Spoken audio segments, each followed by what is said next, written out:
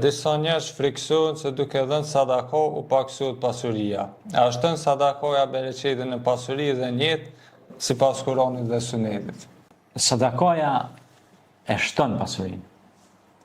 Pejgamberi alayhis salatu wassalam ka thonë: jepni prej sadakave t'juja që t'u shtohet pasuria. Sadakoja të ruan nga belat, të ruan nga idhnimi i Zotit.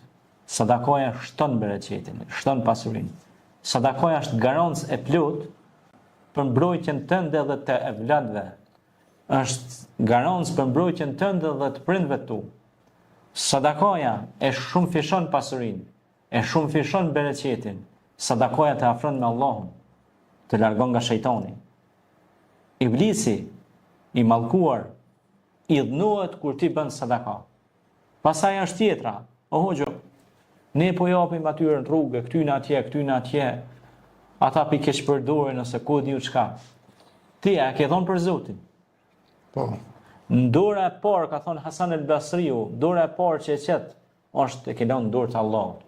Nëse ai e keq përdor, ai në qaftina është. Po, normal. Ai e përgjegjësitë e Zotit.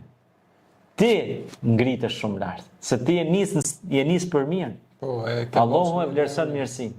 Pra qëllimi i mirë shpërblehet. Pejgamberi sallallahu alaihi wasallam ka thonë: innamal a'malu binniyya wa innamal likulli imrin ma nawa. Veprat vlerësohen sipas qëllimit. Pra qëllimi yt ka qenë i mirë.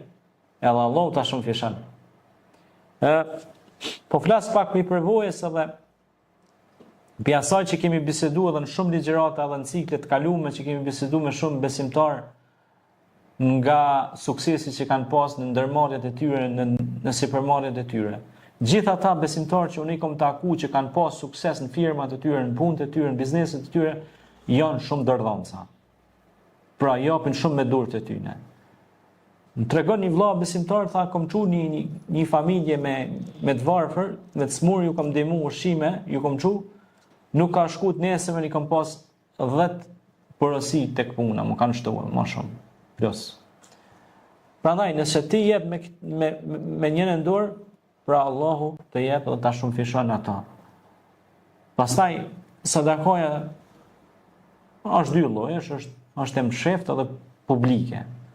Publike e hapur, po flas, e msheft bëhet vesh me shtellë Allahut, me ditë vesh shtellë Allahut, krijuesi që të sheh, kurse haptazi publike bëhet për me nxit edhe besimtarë të tjerë që kanë rënë në gjumë, që nuk japin, domethënë kanë ndjen neglizhencë atë pjesë, kanë rënë në neglizhencë që më nxit për të mirë edhe të tjerë. Domethënë se kur çaj që ti pe bën një gjest mirë, thot hajt se be bëj dhënë, Allah ja ka dhënë mundësi, edhe shtuhet e mira komunitare dhe publike. Pra thot sa mirë kjo shoqëri dhe këta të ri e kanë marrë këtë iniciativë përmes një shoqate, sipërveç kaq të ri e kanë marrë iniciativë me të vënë mjete për me ndihmu njerëzve. Sepse paraja duhet të shpërndahet, të qarkullohet që t'ju ndihmojmë edhe të tjerëve. E jo ta mbajmë vetëm për vete. Sepse atëherë bim në sifatet e kuj? Shejtanit mallkuar. Sa ai mendon vesh për vete dhe është egoist. Ne si besimtar mendojmë për vete, por mendojmë edhe për të tjerë dhe për të mirën publike. Nuk keni besu derisa nuk e jepni me të dhëmshmen. Nuk është besimtar i mirë ai i cili bjen për të fjetur dhe kujshiu i tij është i uritur. A kupton? Po. Faleminderit për përgjigjen.